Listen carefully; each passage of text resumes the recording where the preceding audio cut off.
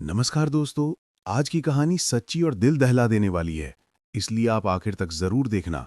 और हाँ, वीडियो देखने के बाद कमेंट करके जरूर बताइए कि आप ये वीडियो कहाँ से देख रहे हैं। और आज की कहानी मध्य प्रदेश के शिवपुरी की है। ये बात 2025 की है। शिवपुरी के एक मेडिकल कॉलेज के सामने वाली सड़क पर रोज की तरह ऑटो, बाइक और पैदल छात्र आते जाते दिख रहे थे। करीब 1:30 बजे अचानक माहौल में हड़कंप मच गया। एक महिला जोर जोर से चिल्लाने लगी, मेरी बेटी को गाड़ी वाले जबरदस्ती उठा के ले गए। उसकी आवाज सुनते ही आसपास मौजूद लोग घबराकर दौड़ पड़े। कुछ राहगीरों ने तुरंत अपने मोबाइल निकालकर वीडियो बनाना शुरू कर दिया। इतने में वो महिला रोते रोते सड़क पर गिर पड़ी और बेहोश हो गई। वहीं खड़े एक ऑटो चालक ने बिना देर किए पुलिस कंट्रोल रूम पर फोन कर पूरी घटना की जानकारी दे दी।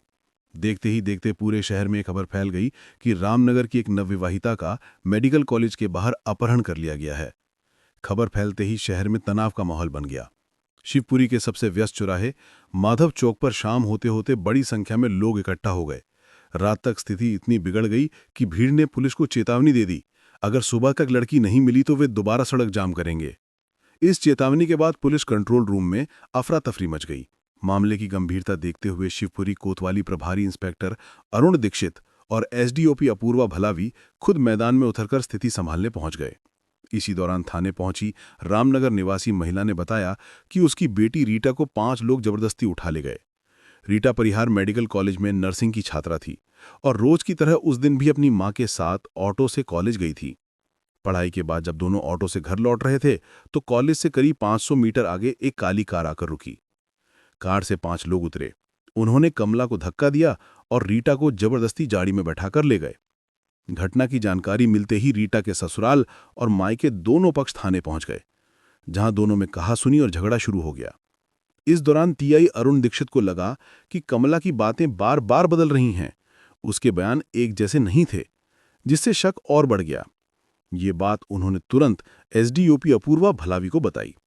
इसके बाद तय हुआ कि मेडिकल कॉलेज से लेकर माधव चौक तक लगे सीसीटीवी कैमरों की रिकॉर्डिंग चेक की जाए, ताकि असली घटना समझ में आ सके। सीसीटीवी फुटेज निकलवाने पर एक वीडियो में मां और बेटी दोनों को ऑटो से साथ साथ उतरते हुए दिखा गया। इसके बाद वे मिर्ची बाजार की गली में जाती भी नजर आईं। उसी समय करीब 1:30 बज रहे थे, जबकि कमला का कहना था कि अपहरण 1:30 बजे ही हो गया था। यहां से पुलिस को साफ अंदाजा हो गया कि कुछ ना कुछ छुपाया जा रहा है। इसी आधार पर पुलिस ने आगे जांच बढ़ाई और रीटा के मोबाइल की कॉल डिटेल निकलवाई गई। कॉल डिटेल निकलने पर पता चला कि रीटा पिछले 2 महीनों से एक ही नंबर पर लगातार बात कर रही थी। इसी बीच पुलिस को जो सीसीटीवी फुटेज मिला था, उसने भी अपहरण की कहानी पर बड़ा सवाल खड़ा कर दिया। घटनास्थल के आसपास लगे कैमरों की जांच में साफ दिखा कि जिस समय कमला पुलिस को अपहरण का वक्त बता रही थी, उसी समय मां और बेटी बाजार में आराम से घूमती नजर आ रही थीं। इस सुराग के आधार पर पुलिस ने और गहराई से जांच की तो पता चला कि रीटा किसी युवक से प्रेम प्रसंग चल रहा है। कॉल डिटेल में यह भी मिला कि जिस दिन वो गायब हुई, उस दिन रीटा की अपने प्रेमी से कई बार बात हुई थी। उसकी लोकेशन भी उसी दौरान शिवपुरी की मिली थी। लड़की के अलावा उसकी मां और भाई के नंबर पर भी उस युवक के फोन आने की जानकारी मिली। ये सब सामने आते ही कमला और उसका बेटा टूट गए। अगले दिन सुबह पुलिस ने लोकेशन ट्रेस करते हुए रीटा को कानपुर में उसके प्रेमी अमन कश्यप के घर से बरामद कर लिया। अमन के बारे में जानकारी जुटाने पर पता चला कि वो मूल रूप से कानपुर का रहने वाला है, लेकिन पिछले 3 साल से शिवपुरी के रामनगर टोल प्लाजा पर काम करता था। इसी दौरान मुखबिरों से मिली जानकारी के अनुसार 20 साल की प्रीति परिहार का बचपन काफी मुश्किलों में बीता। उसकी मां की मौत हो चुकी थी और पिता शराब के आदी थे। ऐसे समय में उसकी ताई कमला परिहार ने ही उसे अपने बच्चे की तरह संभाला, पाला, पढ़ाया और हर कदम पर साथ दिया।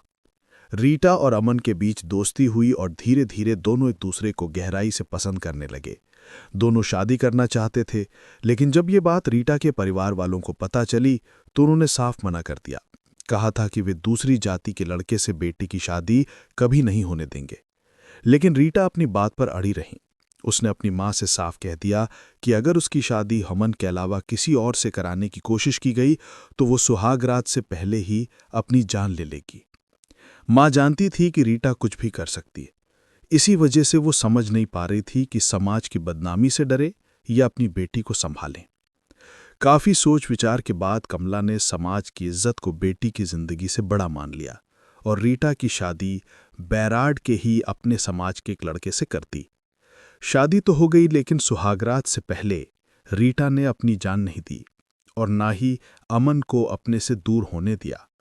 शादी के बाद वो अक्सर मायके आती और अमन से पहले की तरह ही मिलती रहीं। ये बात जब माँ को पता चली तो उन्होंने रीटा को समझाने की कोशिश की। इस पर रीटा ने साफ कह दिया, शादी तुम लोगों ने अपनी मर्जी से कराई है, अब मोहब्बत मैं अपनी मर्जी से करूंगी। आखिरकार माँ बेटी की जिद के आगे हार गईं। इसके बाद माँ और भाई ने मिलकर अपहरण की एक झूठी कहानी बनाई ताकि रीटा हमेशा के लिए अमन के पास जा सके। योजना पूरी करने के बाद कमला ने रोने धोने का नाटक किया और पुलिस में बेटी की गुमशुदगी की रिपोर्ट दर्ज करवा दी।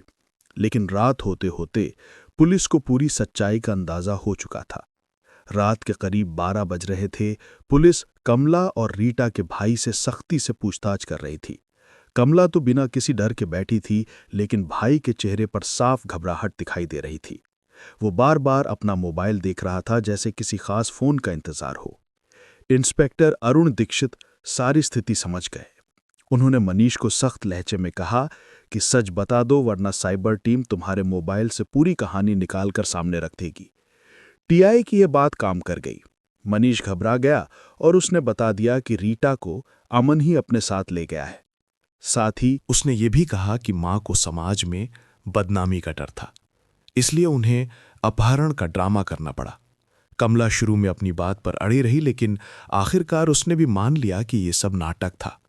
उसने पुलिस को बताया कि अगर लोगों को पता चलता कि उसकी बेटी भाग गई है तो समाज में उनकी हंसी उठती, इसलिए उसने अपहरण की कहानी कर दी। अब पुलिस के सामने रीटा को ढूंढने की चुनौती थी।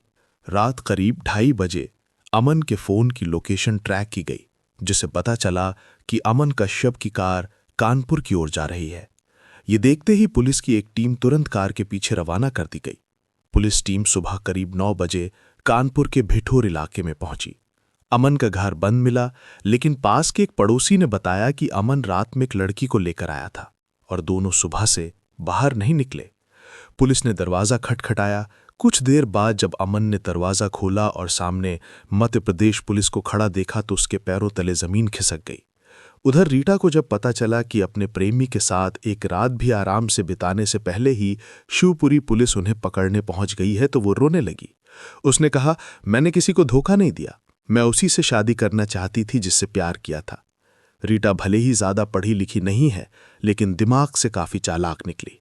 अपने प्रेमी के साथ भागने से कुछ मिनट पहले तक भी उसने अपने पति अनिकेत परिहार को जरा भी शक नहीं होने दिया कि वो उससे नफरत करती है।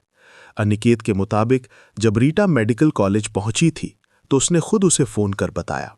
कॉलेज से भी उसने अनिकेत को फोन किया और प्यार से कहा कि मुझे तुम्हारी याद आ रही है तो मुझे लेने आ जाओ, तुम्हारे बिना मेरा मन नहीं लग रहा।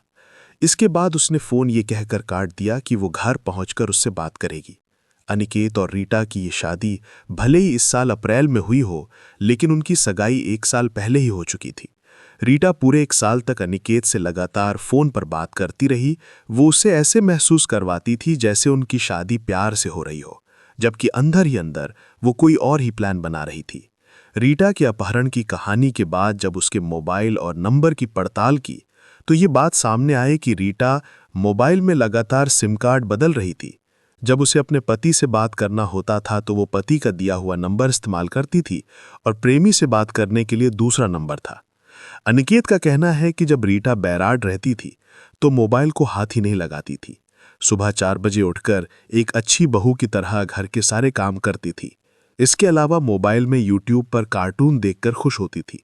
ऐसे में वो इस बात का एहसास ही नहीं कर पाया कि उसके दिल और दिमाग में क्या चल रहा है। पुलिस ने बिना कुछ कहे अमन और रीटा दोनों को हिरासत में लिया और उन्हें वापस शिवपुरी ले आई। इस तरह ये पूरी कहानी वहीं आकर खत्म हुई जहां से इसकी शुरुआत हुई थी, मेडिकल कॉलेज के उस रास्ते पर जहां पहले दिन दोनों की नजरें मिली थीं और बाद में पूरा शहर उसी जगह झूठे अपहरण की चर्चा में उलझ गया। ऐसी सच्ची घटनाओं और उनसे मिले संदेशों के साथ मैं फिर लौट कर आऊंगा। तब तक के लिए सुरक्षित रहें, सतर्क रहें और याद